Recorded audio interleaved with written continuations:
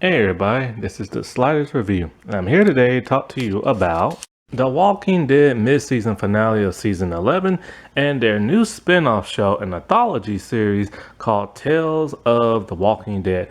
First, I'll talk about the spin-off. I am thrilled that they're making a spin-off that apparently is going to be an anthology that's going to focus on one specific character.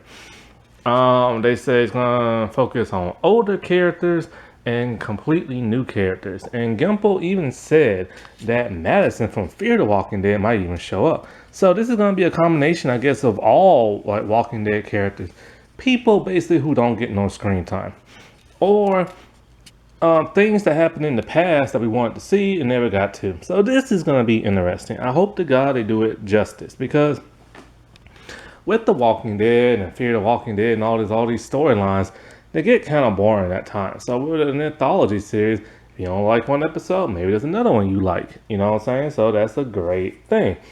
And so I can't wait for this to happen. I hope the God is good. It might be an hour. I hope it's not an hour, because then it's just going to be a whole lot of heavy dialogue.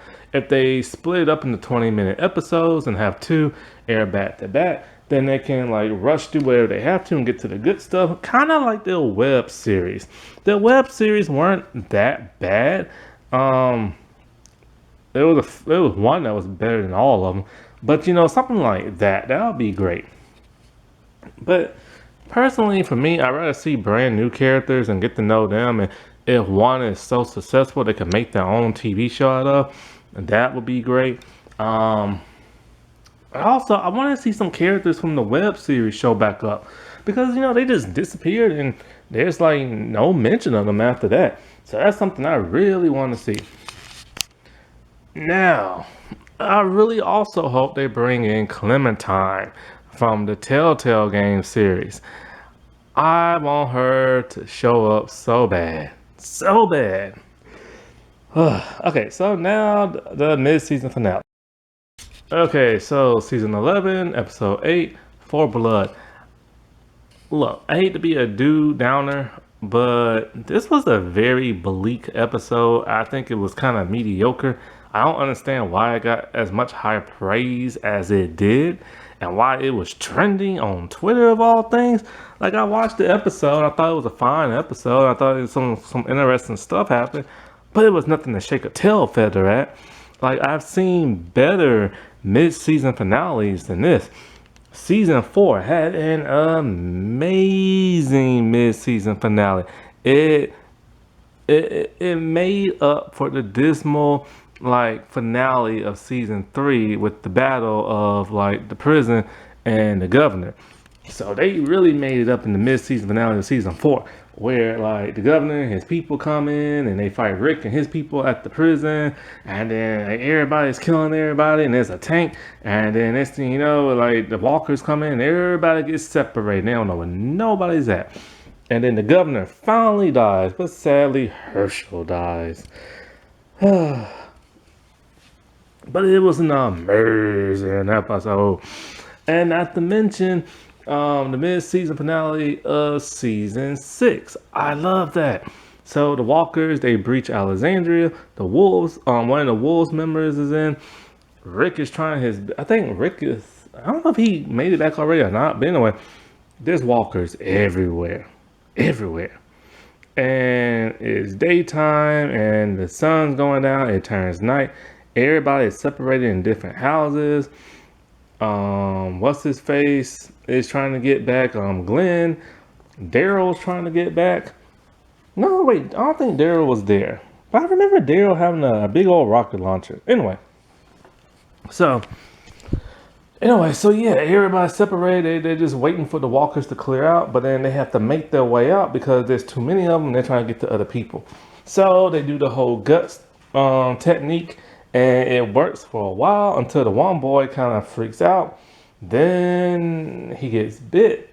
And Michonne has to cut off his hand because he's attached to like some woman or something like that. And then like she gets bit. That's Rick's like new woman and everything. So then her son, the other son who hates Rick and hates Carl, tries to shoot Rick. And then Carl jumps in and he gets shot in the eye.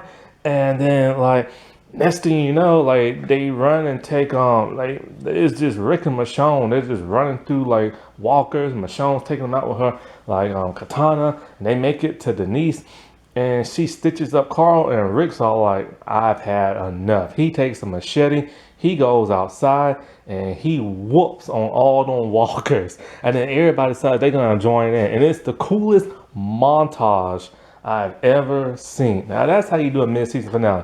Whatever this was I watched, this was just dismal. So, okay, there's two different things that happen in this. One, the stuff that happened in the Commonwealth, they didn't even show that. They should have, because mid-season finale, we need all the context that we need for everything's going on, but they didn't do it. So, let's break it down like this. First, the people in Alexandria, because that just passed on by. Everybody's inside. It's night. There's a huge storm. A wall fell down. Carol, Connie, and Kelly, so they're going to help rebuild the wall with Aaron. Aaron still does not do nothing.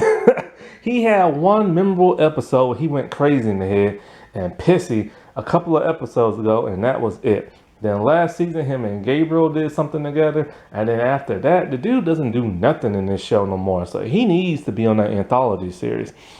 So, anyway, they leave, and when they leave, they don't come back for the rest of the episode. So it's a bunch of kids in the house, a couple of the people, and Rosita's there. God, what's that girl's name? Rick and Michonne's little girl and their boy. Oh God, I forgot her name. Jeez, this sucks. I forgot her name. Anyway. So they're all there, and Grace is there. I don't know how I remember the name Grace, and like she's barely in the show.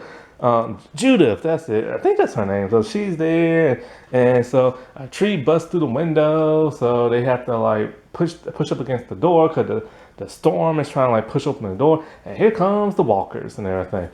So they're trying their best to hold the doors and everything, and Rosita finally gets to do something. Since like a couple of seasons, she ain't did nothing. And the reason why she ain't did nothing, because she's been busy on Netflix doing that Selena show. And so when she was on the show, she was like, had a kid and moping around and messing around with a bunch of men and moping around some more and then disappearing. So she finally gets to do something. She goes out with a baseball bat and she just like swinging for the fences and everything. And she's whacking a couple of them, then the door slams, and you hear her whacking some more, then the door opens, and there she is. She took out about 20 or 30 of them, but we really didn't get to see it. It would have been nice to see it. So then after that, they're back there, they're pushing up against the doors again, and Grace has now disappeared, Walker's again in the house. Judith goes down in the basement, she finds Grace. Grace is like, I want a weapon like everybody else. So Judith somehow just breaks the handle to a broom and gives it to her. And then there's like a walker upstairs. They can't go down there, so they go back down in the basement. But now the basement is flooding with water. And that's it. Oh, and something got caught on fire by the lightning and stuff. And that's it. That is literally it. That is literally it. They fought a storm. The people of Alexandria fought a storm. And a couple of walkers. That is it. That is it. So then, you had the other stuff with the Reapers and everything. Pope, I do not like this dude. Like, how they say Negan is like a mustache twirling villain? What? This dude actually has a twirling mustache. So he's there, Daryl's there, Leah's there. And they start to see a huge herd of walkers. And Pope is kind of like, I've never seen no walk like this before. And he has Daryl. And Daryl, makes up the story and stuff. Like, yeah, he saw him a couple of months or years ago, stuff like that. Well, it's the herd that Maggie led there with Gabriel, Negan, and the black dude with the cool weapons. I don't know the black dude's name. So anyway, Maggie and Gabriel, they sneak in. Gabriel goes, they're sneaking around, and then what's his face helps them out. Daryl helps them out by taking out one of the guards and stuff. And then before that, Pope sacrificed one of his men. That pissed off Leah because she said, they're like family and everything. He's all like, no, y'all are soldiers and expendable and blah, blah, blah, blah. And talking about God this and God that. You know, I don't understand something. This is supposed to be like super religious. I just don't feel it. I just don't see it with him. Like, this was miscasting. This was just a bad villain all around. Nothing about him makes no sense. Teddy from Fear the Walking Dead seemed more religious than this dude. And Teddy was nuts in the head.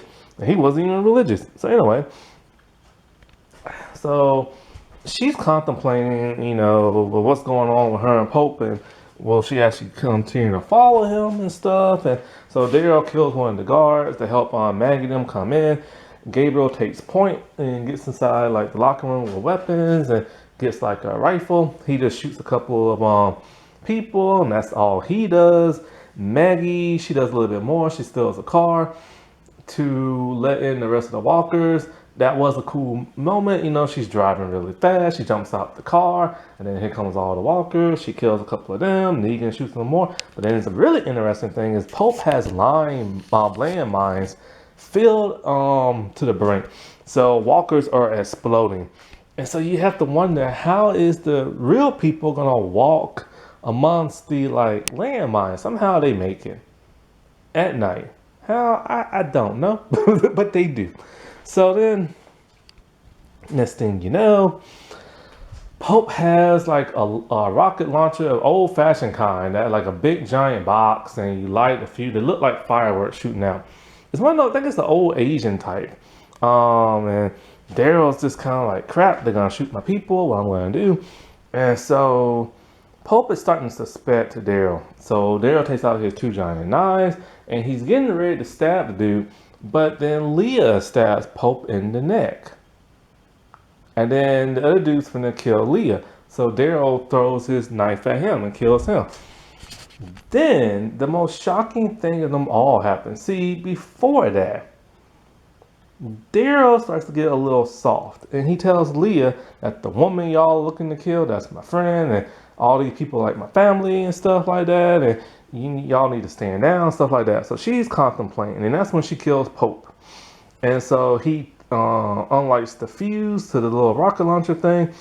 But then the shocking thing happens. She gets on the intercom, and she tells everybody that Daryl killed Pope, and that he's trying to flee. She tells Daryl to leave, because, you know, if he stays, she's going to kill him, but she's going to end up killing him anyway, and the rest of them people. And she tells them, like, they have a discussion. She's like, you know, them people are your family, Daryl, but these people are mine. She is so brainwashed, it is not funny. So her and Daryl are going to be having it out. And so their 2 factions are going to fight. I don't know how long this is going to last, because they got to get through the Commonwealth stuff soon. And this is only episode 8. And they'll be done by 16. So I don't know what the world they doing, still doing the Reaper crap. And so, like, he gets Maggie and them, and they leave. The black dude with the weapons, he gets shot in the, he gets shrapnel in his leg. And then as they're all trying to flee, she lights the fuse, and she has a cold resting face on her, boy. And the next thing you know, you see, like the missiles just like, just firing. And then it ends. And that is it. There's not much there. There wasn't much zombie killing. There wasn't much people killing. That was it. I'm just like, they could have did so much more. Like, Maggie's team was too small, and the people at Alexander didn't do squat. Why did everybody love this episode for? Nothing of importance happened, except for like one dude dying, and other people getting betrayed in a storm. And that is literally it. And y'all know there's been better mid-season finales in the past. There are so many great ones and stuff. Like, my God, I was so stinking bored with this episode, and it trended, and critics gave this higher praises. How? Nothing happened. Like, literally nothing happened. Oh, God. Also, there's something else that kind of buzzed me just a tiny bit. Not to sound like the fandom menace or nothing like that, but I did notice something. I noticed that only the females in this episode got to do something really cool, whereas the men didn't. And if the men did do something, they barely did anything. Like, I'll give you some examples. Aaron did absolutely nothing in this episode. Nothing of significance. Negan, nothing. The black dude with the cool weapons, nothing. He just got shrapnel stuck in his leg and now he's kaput. He probably wasn't even in the episode because they didn't even take off his mask, his walker mask. So it could have been somebody else. Let's see. Gabriel, he just shoots a couple of people for, he probably shoots like 4 people. That's it. Daryl couldn't even kill the bad guy of this season. Leah killed him for him. And he just took out one of the henchmen, another henchman. And then he got soft and got played. That's it. Bad dude died. Other bad dude. Oh, I'm pissed off, man, because I didn't trust that Daryl, and you told me to trust him, and now he killed Pope. That's all he does. That's all they do. The women, Rosita, she went like nuts for the baseball bat and killed a whole bunch of walkers. Judith killed the walker, broke a stick, a broom in half with her foot. She saved Grace only to get like captured down in the basement. Not captured, but like trapped down in the basement as it's flooding. Maggie does some really cool stuff with the car, and she leaves all the walkers there. Leah, oh boy, man, she kills the bad dude. She betrays Daryl. She lights the fuse to the missiles and launches them at Daryl and Maggie and all them. And so, like, you know, I just don't like that, because it's just like, that's not gonna show women empowerment if you show women being totally awesome and the men being totally weak. That's just purposely making the men look weak and make the women look good. Like, have both of them be good side by side. That would make Xena such a great show. Xena was strong, the men were strong. You know, it was an awesome show, you know. That was how you show real women empowerment, other than where the world they're doing them lately in TV. Alrighty, well, I'll talk to y'all later. Bye.